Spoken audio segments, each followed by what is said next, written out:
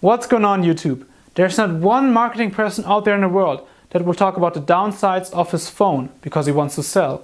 Even most review people like YouTubers, me included, we focus on the cool stuff about blink feed, boom sound, the crazy cool design of the new HTC ONE, but we forget about the downsides. In this video I will talk about all the things I don't like about the new HTC ONE. Let's go. The first thing I don't like about the HTC ONE is the unibody design. It does look great, but you cannot open the backside and replace the battery. The website iFixit went ahead and they opened the backside of the phone and they saw that it's basically impossible to repair or replace anything in your HTC ONE. Meaning, if the battery is broken or even just a tiny little thing in your phone doesn't work anymore, you have to throw it away and spend another $500, euros, whatever on a new phone.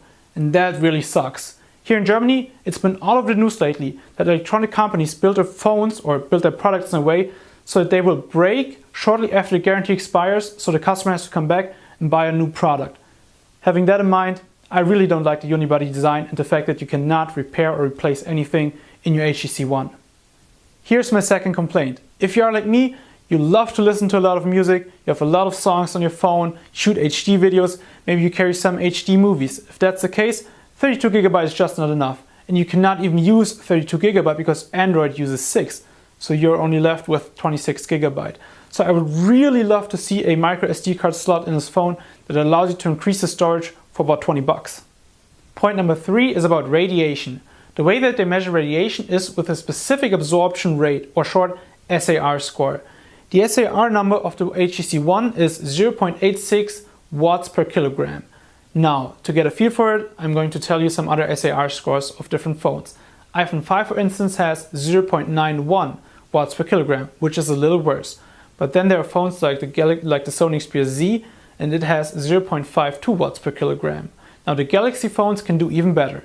The S3 has 0.34 watts per kilogram, and his bigger brother, the Galaxy Note 2, has 0.17 watts per kilogram only. So you see, there's a huge difference. And since it's not really clear if long-term cell phone use damages your brain, I'd rather be safe than sorry. So I care about these things when I buy a new phone. Let me know in the comments below if you care about that also, or it's just something crazy people like me care about. Point number 4, let's talk social responsibility. As you know, if you want to build a cell phone, you need minerals and basic materials that you will not find in Europe or the United States. But there's a country in Central Africa called the Congo, and it has all of that stuff. So you probably think, man, that's great for the Congo, isn't it? And you're absolutely wrong. You're really, really wrong. Because what happens there is, there are many warlords and they fight over the country. They fight over the right to sell these materials. So they kill each other, they kill everybody, and the population suffers. And that's the way these wars in East Congo are financed. You hear about them all the time in the news. So there are some companies who care about that stuff. They check the supply chain and they make sure they don't use these materials. Apple does a pretty good job with that. And Samsung and Sony, they kind of check the supply chains, and then HTC, it seems that they don't really care. There's a list and I will link to that list in the description box below. Check it out, it's really interesting. So for me, it's kind of hard to use a phone that might have the blood of a 10-year-old working for a warlord in it. It just doesn't feel right to me. Maybe it's because my dad is from the Congo and I have a connection to the country, but hey, I don't like it. Last and least, point number 5. It just bothers me a little bit, don't take it too seriously, but I don't like how you have to wake up the phone. In order to wake up the phone, you will have to hit the on button right up top here. Now the problem is, I can't reach it with any of my 5 fingers of my right hand. So I need to take my left hand, or I need to move the right hand, then move it back down, push the screen up, and there we go. The Sony Xperia Z, it has the on-off button here on the side.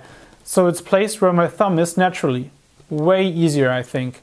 The favorite solution is a physical home button, like on the iPhone 5 or the Samsung Galaxy S3. But if it doesn't offer a physical home button, I like this much better than the on-off button up here. So those were the things that I don't like about the HTC ONE. Now before I end this video, let me make one thing really, really clear. The HTC ONE is a great phone. I like it, I love it, it's awesome. But I felt it's important to talk about the downsides as well. Okay, now the great part about this video starts. Let's have a discussion in the comments below. Do you agree with me? Have I forgotten something? Or am I just an Apple / Samsung / Sony / whatever fanboy, screw the Congo, you have a stupid German accent, whatever it is, let me know in the comments below. Also, I will shoot a similar video about the Sony Xperia Z. It'll be linked up somewhere around here or in the description box under this video. Also, feel free to give this a thumbs up and subscribe to my channel. Cobra out.